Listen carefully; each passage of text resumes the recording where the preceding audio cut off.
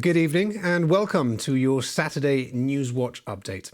A contact tracing bureau has been established to support the government's test, track and isolate COVID strategy, while a new screening facility is being prepared at the Gibraltar University this weekend. The laboratory aims to deliver hundreds of screening tests per day with a quick turnaround of 4 hours or less. The Deputy Chief Minister revealed the plans at today's press briefing. Joseph Garcia said staff from the Nightingale facility have been redeployed to the Bureau, with further training expected this week, while Commander British Forces Commodore Tim Henry confirmed the Royal Gibraltar Regiment would also be assisting. A new contact tracing bureau has now been established, and a new public health COVID-19 screening facility is being set up at the university. Administrative staff at Nightingale have been redeployed to the contact tracing team, and on Wednesday, 30 staff members were tested. Case management software is now being reviewed, and we are told that this should be completed shortly. Facilitative staff at Nightingale are helping also. They will support the contact tracing bureau team from 8 a.m. to 10 p.m. 7 days a week. There are plans for further staff training later this week. Gibraltar continues to pull together. As I said, the university have made the laboratory available to Public Health Gibraltar. This is part of a strategy to deliver hundreds of screening tests a day, with a lab turnaround of 4 hours or less. The facility is being prepared over the weekend. The Royal Gibraltar Regiment, along with all in British Forces Gibraltar, continue to support, where requested, the Government of Gibraltar's response to COVID-19. My medical staff, military and civilian, have been working alongside the GHA, just as their UK colleagues have been working alongside the NHS. They continue to provide advice and support where appropriate. They're contributing additional capacity to the ambulance crews where needed. And in the future, they'll be ready to add resilience to the contact tracing teams that will be so important as we transition out of lockdown. The Deputy Chief Minister confirmed that there were 3 active COVID cases in Gibraltar today, 1 down from yesterday. 4 people with symptoms were swabbed at A&E over the past 24 hours. However, there were no hospital admissions. In answer to GBC questions, Dr. Garcia would not be drawn on the subject of the 2-week quarantine period for air passenger arrivals to the UK, saying this was still speculation. However, he said the airlines weren't happy and confirmed that the Gibraltar government would be raising the issue with the UK authorities. Boris Johnson is expected to make an announcement on this matter tomorrow when he delivers his lockdown speech. And meanwhile, Joseph Garcia said there had been a 27% increase in people crossing the frontier on the first full working day of last week, following the easing of lockdown measures. By Thursday, he said, the number totaled over 17,400. Although substantially higher than the previous week's figures, he said these were still very much lower than last year's. Monday was the first full working day. The figures show that 3,901 persons crossed into Gibraltar last Monday. This compares with 3,075 on Monday of the previous week, an increase of 826 persons, or some 27%. The figures for this working week, from Monday to Thursday, show a total of 17,477 people crossed the border. This compares with 11,898 last week. These numbers are up by 5,579, or 1,394 people a day. The numbers have therefore increased over the week, but they are still very low compared to the same period last year, when over 250,000 people crossed into Gibraltar in the same time period. The Deputy Chief Minister said the feedback on users of the Golden Hour scheme has been very positive. He confirmed that the daily average is 253 people, with Camp Bay the most popular venue for the elderly, followed by Commonwealth Park, then Eastern Beach and finally Victoria Stadium. Dr. Garcia said the government is delighted the scheme was working so well. On the issue of access to the beaches, the Deputy Chief Minister stressed the government is guided by public health advice and warned that the number of COVID cases can change at any time. GBC captured some images today showing less people on the beaches than yesterday.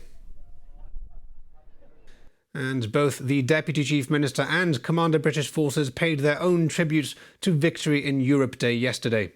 Joseph Garcia compared the sacrifices made by the evacuation generation during World War II to what he called the invisible enemy we face today. 75 years later, new generations of Gibraltarians are called to make sacrifices also.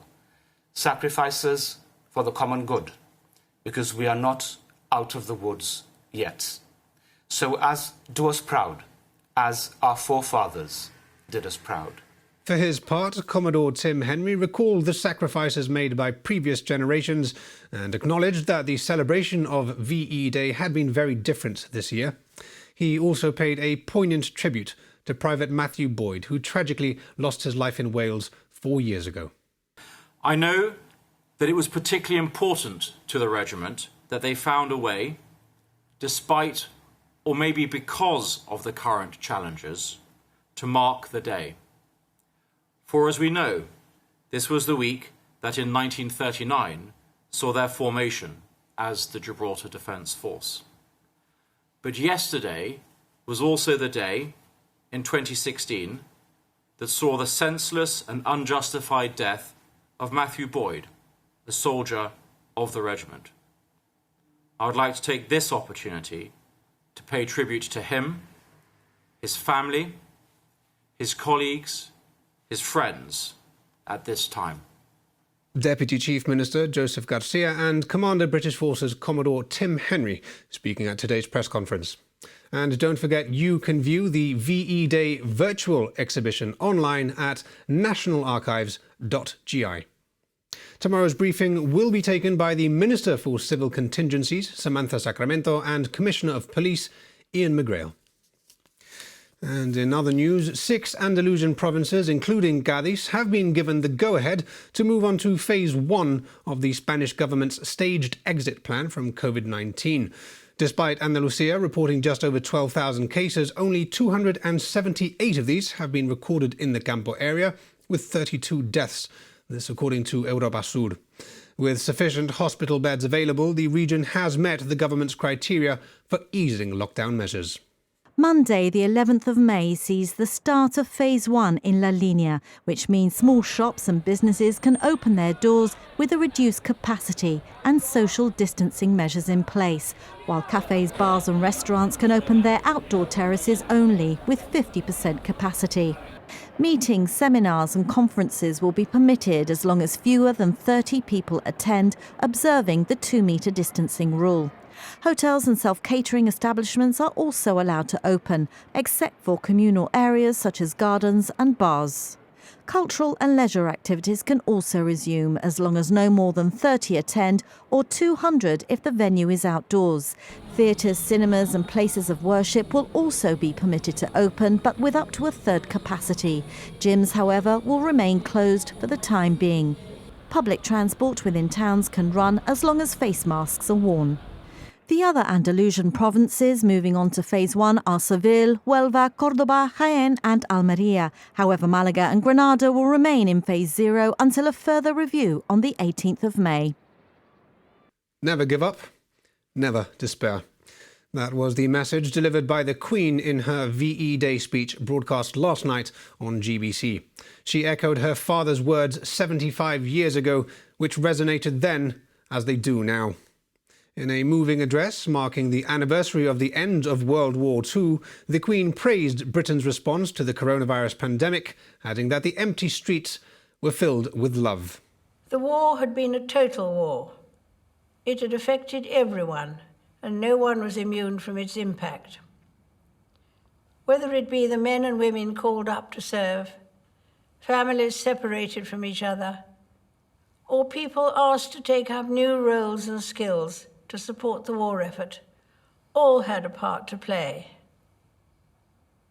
At the start, the outlook seemed bleak, the end distant, the outcome uncertain. But we kept faith that the cause was right. And this belief, as my father noted in his broadcast, carried us through. Never give up, never despair. That was the message of VE Day. Today it may seem hard that we cannot mark this special anniversary as we would wish. Instead, we remember from our homes and our doorsteps. But our streets are not empty. They are filled with the love and the care that we have for each other. And when I look at our country today and see what we are willing to do to protect and support one another, I say with pride that we are still a nation those brave soldiers, sailors, and airmen would recognize and admire. I send my warmest good wishes to you all. And before we go tonight, our top story once again. A contact tracing bureau has been established to support the government's test, track and isolate COVID strategy, while a new screening facility is being prepared at the Gibraltar University this weekend. It aims to deliver hundreds of screening tests a day with a quick turnaround of 4 hours or less. This was revealed at today's COVID briefing by the Deputy Chief Minister, Dr. Joseph Garcia, who said staff at the Nightingale facility would be redeployed to these areas. The Commander British Forces, Commodore Tim Henry, also confirmed the Royal Gibraltar Regiment would be assisting. That's all from the news team tonight. Thank you for joining us. We leave you now with a VE Day tribute from Shirley Baddeley, who's been self-isolating but is now taking advantage of the relaxation of the lockdown measures. She remembered all those who lived through World War II by singing Vera Lynn's We'll Meet Again. Join us again at the same time tomorrow. Good night. We'll meet again, don't know where, don't know when, but I'm sure we'll meet again some sunny day. Keep smiling through, just like you always do, till the blue skies chase the dark clouds far away. So will you please say hello to the folks that I know, tell them I won't be long. They'll be happy to know that when you saw me go, I was singing this song. We'll meet again, don't know where, don't know when, but I'm sure we'll meet again some sunny day.